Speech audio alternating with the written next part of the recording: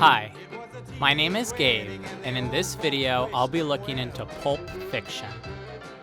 Tarantino is one of the most polarizing filmmakers of our time, with fans lauding him as one of the greatest filmmakers ever, while critics dismiss his films as nothing but gabfests. Would you give a guy a foot massage? Fuck you. Pulp Fiction is perhaps his most polarizing film, being both praised and dismissed way more than most films in recent memory. So let's take a look at it and see what it and Tarantino are doing. Before we begin, here's your warning that spoilers are ahead. As everyone who's seen the film knows, Pulp Fiction consists of 3 stories, each one weaving in and out of the others and also starring the same characters. Each story could stand on its own, but instead, they are linked together and presented in one 2.5-hour film. This is possible because the stories have one very important aspect in common: their heart.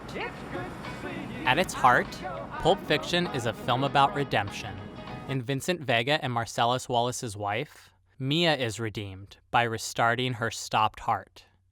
Mia should have died in this moment, but she doesn't.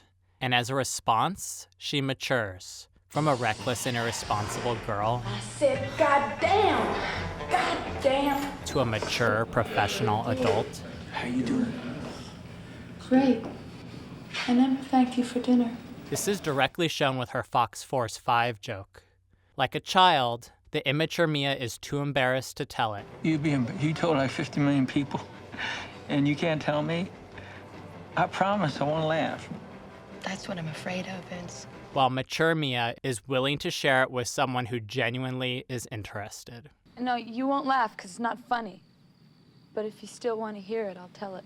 And if that isn't evidence enough, the film literally tells us Mia grows up through these song lyrics.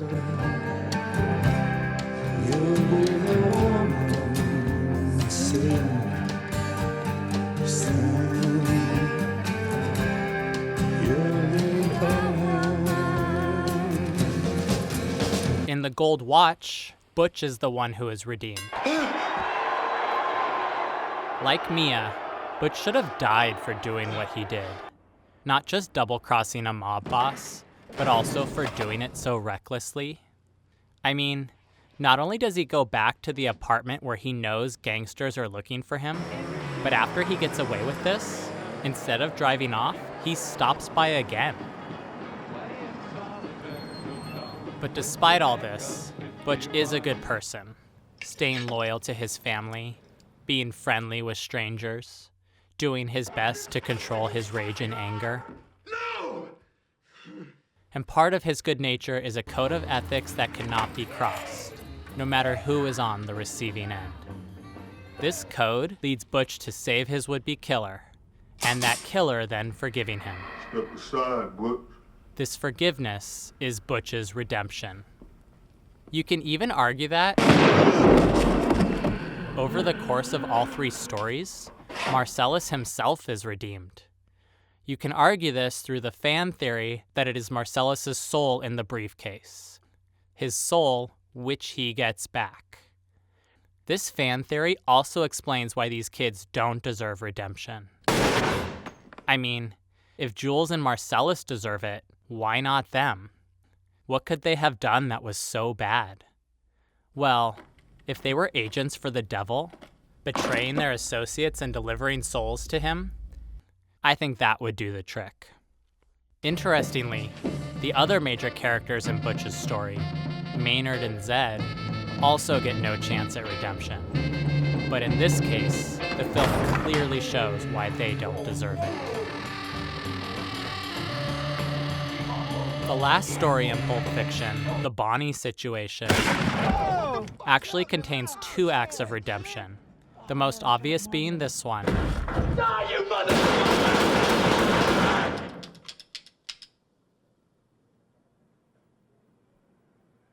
But there's also this one here. Want to know what I'm buying, Ringo? What? Your life. I'm giving you that money so I don't have to kill your ass. It is in this story that Pulp Fiction delivers its message most strongly. that redemption is powerful and there is importance in recognizing it. Jules recognizes both moments of redemption, and as a result, he moves on to a new and presumably peaceful life. Vincent, however, denies each instance shown to him. This morning, I don't think qualifies. Jules, you give that fucking Nimrod $1,500 and I'll shoot him on general principle. Not only that, but he's even a jerk to those who help redeem him. You know, if that favor means that I gotta take shit, then he can stick that favor straight up his ass. I don't care. And the result is...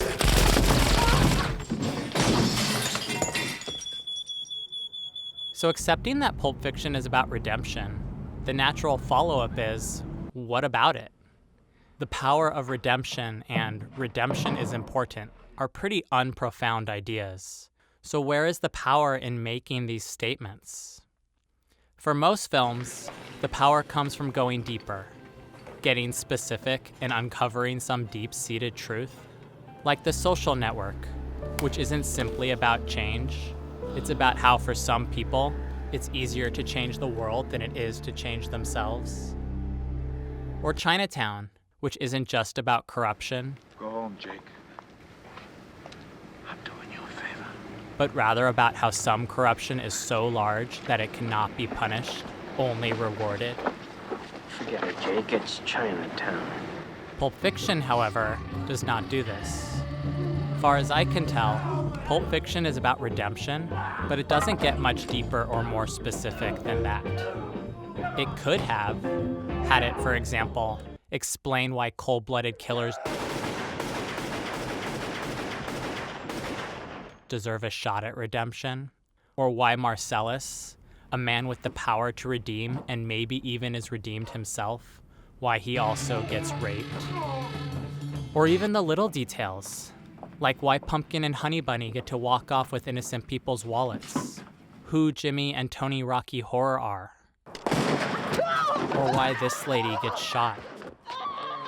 These are all places where Pulp Fiction could have pushed its message deeper and more specific, but as far as I can tell, it did not. Instead, I think Pulp Fiction's power comes simply from the fact that it has heart and meaning at all. I mean, consider what this film is. According to this definition, pulp is lurid subject matter presented in a simple and unrefined way. It isn't high art, and its purpose isn't to be deep or profound. Pulp exists to shock, to exploit, to indulge and entertain. In the movie world, pulp is B-movies. Pulp Fiction isn't The Social Network or Chinatown. It's Coffy. Whip a derringer out of her afro. Super bad. Mad Dog Killer.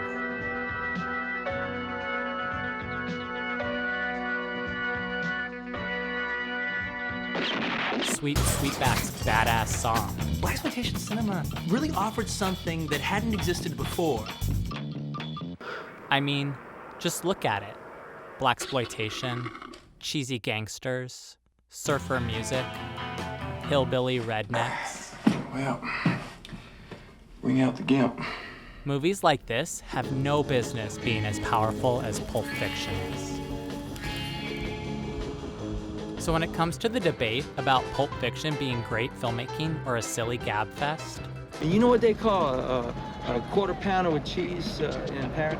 my response is, it's both. Pulp Fiction is arguably the greatest B-movie ever made. So great that it can actually be compared to high art prestige filmmaking.